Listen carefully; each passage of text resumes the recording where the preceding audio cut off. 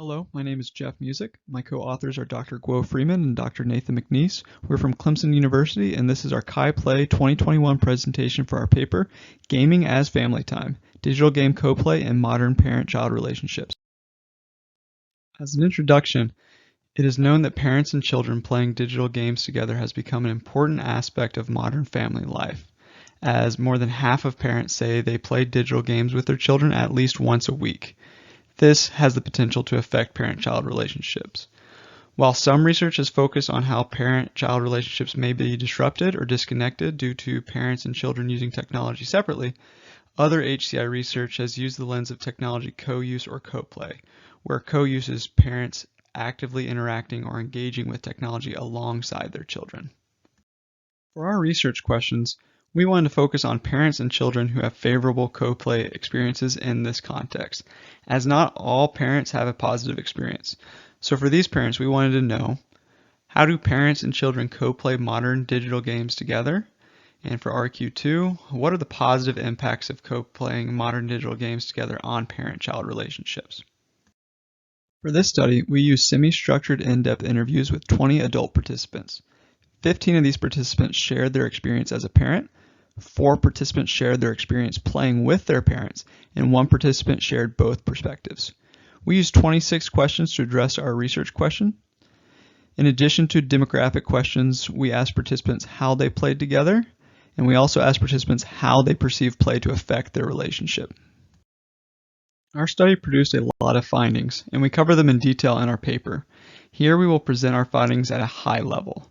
For RQ1, the theme was re-examining parent-child modern digital game interactions.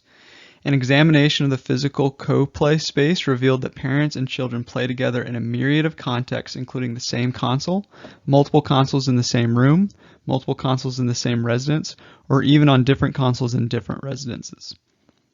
We also found that parent-child co-play often exhibits fluid leadership, collaboration, and competitive dynamics.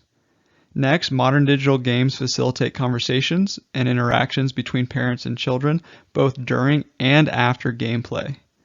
Lastly, we found that many children and parents found value in single-player games, which formed a hybrid between co-viewing and co-play.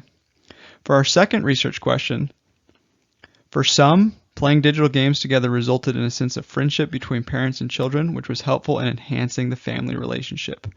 For others, digital games promoted close connections by removing physical and emotional barriers such as separate residences, teenagers disengaging, or the ability to engage with the seemingly stigmatized interests of children. Unsurprisingly, modern digital games can also facilitate quality time for families by lowering barriers to starting the activity and also by maintaining the activity through its engaging natures. For younger children, especially, this meant holding their attention longer than with the traditional board games or being able to start or switch games more easily. For our first discussion point, we found emerging modern parent-child interaction dynamics through gaming.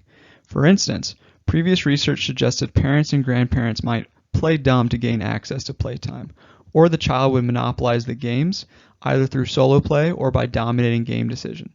This behavior was not described by our participants. Rather, parents and children collaboratively selected games and how they played. Parents would also play to win and not go easy, a dynamic that often favored parents. We called this a democratized family life.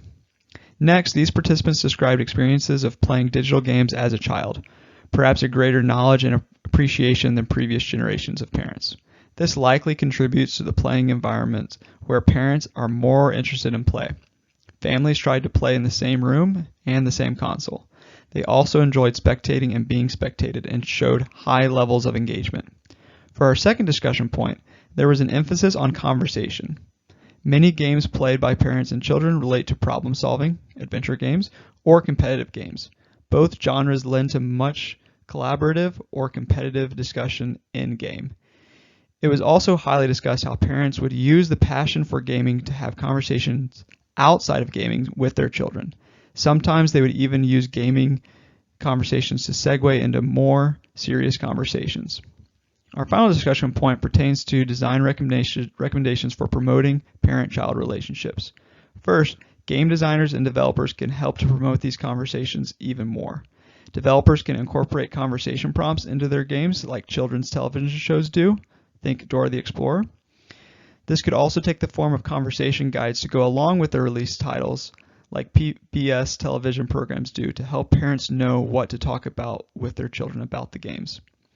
Second, developers can design games that take spectators' views into account in the game, like streaming platforms and jackpot games already do. If families are already spectating or co-viewing games together, games could further promote these interactions, especially with the increased focus on single-player titles. This slide contains references used in this presentation. For a full list of our references, please see our paper. Thank you for attending this presentation.